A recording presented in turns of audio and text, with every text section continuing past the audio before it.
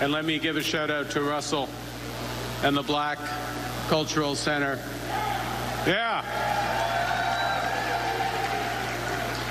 For the challenge coin commemorating the No. 2 Construction Battalion, commemorating Black history told in the region, in the center of much of that history, and we look forward to supporting that, Russell. That, of course, is Prime Minister Mark Carney last week at a Black History Month reception in Ottawa, talking about and to Russell Grosse. Russell, of course, is the longtime executive director of the Black Cultural Centre for Nova Scotia. For the last several decades, he has been a tireless advocate for Black history and communities here at home, and obviously on a much bigger stage as well. It's so nice to welcome Russell back to our show. Good to see you. Great to see you, and thanks for the opportunity. Oh, it's wonderful to see you and have you here once again, and happy African Heritage Month, and welcome home. You were just in Ottawa a few days ago. What a trip, a whirlwind trip. Now, you went there to kind of, you know, tell the country about African history here in Nova Scotia. Why is it so important for the rest of the country to know our history here? Yeah, it was an incredible event that we had on the property of the House of Commons with senators and MPs to really celebrate the fact that Nova Scotia is known as the birthplace of Black culture and heritage, with communities here that stretch back well over 400 years. You know, we wanted to let the rest of Canada know that Nova Scotia is the origin point of the Black experience in our country.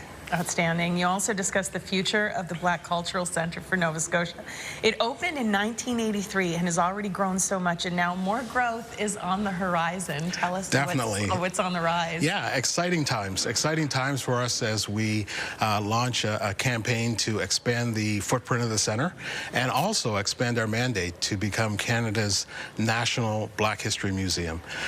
Something that doesn't exist in our country, and we feel that Nova Scotia is the place to have it because of the long-standing history. And it sounds like the Prime Minister might be behind you on that too, hey?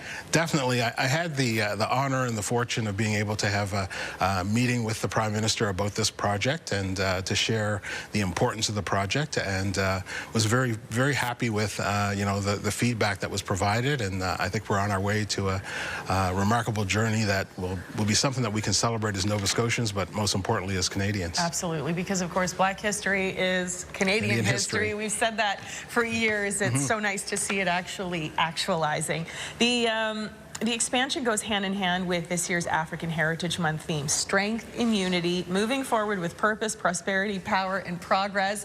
Did you have the expansion in mind when you came up with that theme? The theme was actually developed from community, and so, you know, there are members from the community that, you know, give us suggestions for the theme. But what was so remarkable is that, yes, it does fit nicely with, you know, the theme of the expansion of the Black Cultural Centre and our move to become Canada's national Black History Museum. You know, when we think of strength and unity, we think about, from the baseline in Nova Scotia, the over 52 historic Black communities. But as a Canadian narrative, we look at the strength and unity of our communities from coast to coast, and how that story can be told, and how Nova Scotia is so importantly woven into the fabric of Canadian Black identity.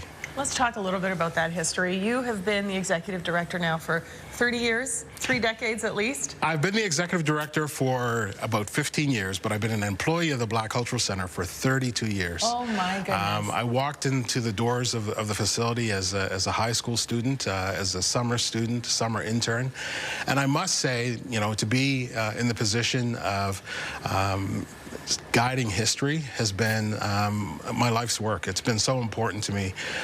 You know, at the time that I walked into the doors of the center, history wasn't something that was well known of the Black community. And, you know, I walked into the place and I saw my own history on the walls, and that was a powerful statement for me. And then, you know, I wanted everyone to know that. I wanted everyone to see that. And that's why we're working so hard to become a national center. Well, you're doing an amazing job over these years, over these so many years that you've been with the Black Cultural Center.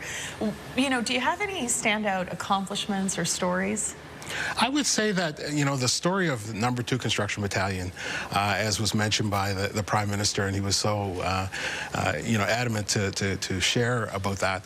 That story is a story that when I started at the center as an intern working with the late Senator Calvin Ruck, you know, he was doing research on that battalion, and it was something that no one knew about. You know, people knew about it in community, but beyond that, no one knew. And I've seen that story grow and morph over the last 3 decades to, in 2022, the then Prime Minister of Canada, Justin Trudeau, offering a national apology to the families and descendants.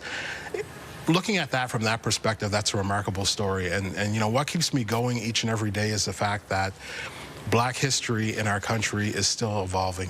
We're still learning more. We're still researching new things. And so it's never a dull moment. There's always something new to share, and something that, you know, yesterday I didn't know and today I do. Yeah, and in your hands, I know that it is safe and that it is progressing in terms of teaching it to the rest of Nova Scotia and, of course, the country. You've got a big gala coming up at the end of the month. We're running out of time, but very quickly, tell me, why is this such a big event? Yeah, so we have a gala that we host at the last Saturday of the month, the 28th, at the Halifax Convention Centre, and it happens to be Canada's largest Black History Month gala, and a wonderful evening of togetherness, celebrating, and of course, you know, our theme, which is strength and unity. Excellent.